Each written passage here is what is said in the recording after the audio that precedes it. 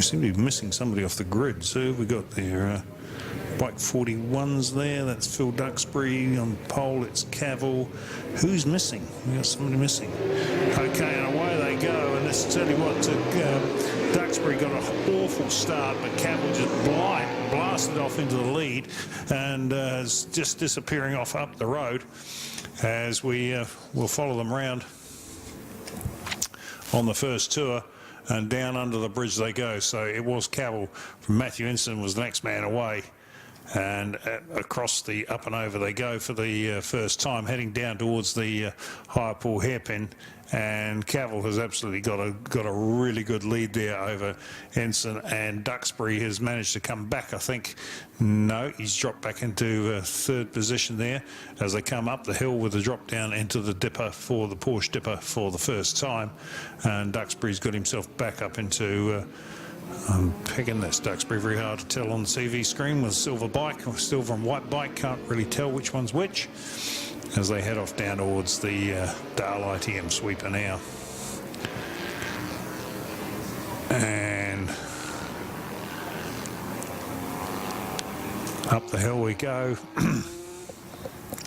looking for Cavill across the start-finish stripe for the first time. Duxbury comes through, Inson's next man through, and Graham Moorhead was the third man through from Brian Deadman and Nigel Lennox. Actually, I heard somebody just say Brian Deadman is on bike 414, or so I heard, which is showing up as Steve Collingwood. So I'm not quite sure on that one just yet. But I do think Brian Deadman was on a different bike to the one we had heard before. So down into the Porsche dipper for the second time, and it is Cavill. Duxbury through in second position. Then it is Matthew Inson, the next man through. Then we go back to Graham Moorhead. Then Brian Deadman, which is showing as Brian Deadman on the screen here.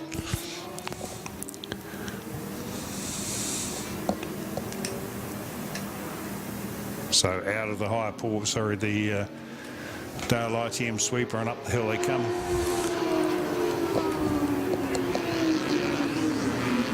Down into turn one, and it is, I'll tell you what, Duxbury's firing up now. Here we go. We're going to be back into that scrap that we had earlier on that went on between Cavill, Wigley and Duxbury. Wigley not in this race for some strange reason, but all of a sudden Duxbury's got that Suzuki GSXR 1100 fired up, and he's chasing down the Yamaha FZR 1000 of Cavill in front of him. Up the hill they come with the drop down into the dipper, and it's still Cavill from Duxbury, and I think this one is going to heat up in a very, very lonely third position at this point in time is Matthew Inson. Got nobody around him. Then we go back to Nigel Lennox and Brian Deadman. So we'll watch them come out of the... this time I think Duxbury did close down Cavill last time round, but I think Cavill's managed to eke that back out again. So it was 0.8 of a second difference the last time they come across the line. Let's have a look and see what it is this time. And it's... yeah, so Cavill has actually opened up a little bit again with back to a 1.3 second gap back to Duxbury now. It was 0.8 of a second last time round. So into turn one, down they go under the bridge, through the up and over.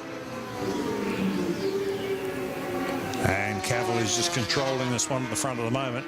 Phil Duxbury doing everything he possibly can to get back on the tail of that FZR 1000 in front of him, and Cavill's just set the fastest first sector time of the race to date. Unfortunately, I can't give you the next two sectors, but 3 laps down, so half race distance at this point in time. Off they go down towards the Dale ITM sweeper.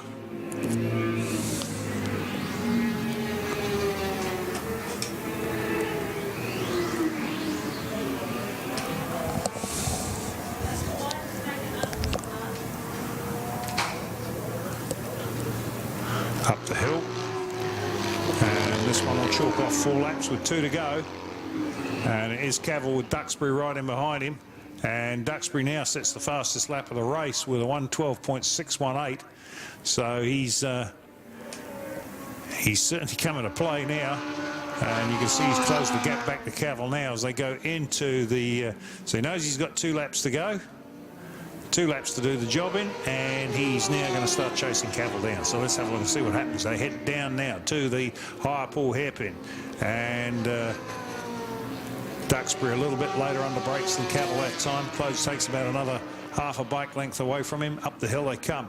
Going to drop down now into the Porsche Dipper. And let's see the power of that Suzuki is now as he chases Cavill down the straightaway towards the Dale ITM sweeper. And in they go there. And you see, oh, I tell you what, Duxbury catches Cavill through there, ends up drifting out wide and probably he did close up on him, but he noticed but by drifting out so wide, he lost a bit of ground on him. Up the hill he comes. And maybe he's gone for a better run out the corner, because I tell you what, he's pulled alongside Cavill now as they come across the straight, start-finish stripe, and they go either side of a back marker who must have wondered what hit him, and Duxbury takes the lead with 1 lap left to run. Oh, sorry, no, we've still got an extra one after this. So with a couple of laps left to run, and it is Duxbury has taken the lead away from Cavill, and we'll watch them come through the up and over, heading down towards the higher pool hairpin.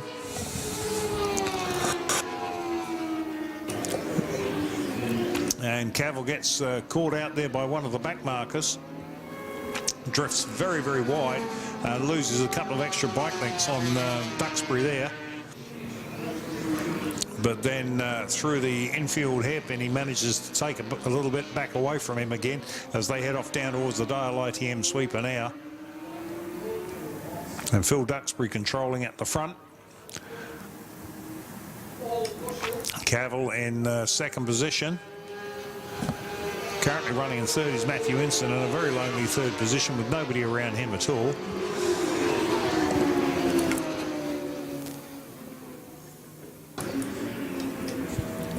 So up the hill they come. Let's have a look as they go across the start-finish stripe. And checker flag out that time for Phil Duxbury and Stu Cavill. Sorry, all of a sudden our lights seem to have gone out on control, so I missed the actual flag there. So we're looking for Matthew Inson, who'll pick up third position.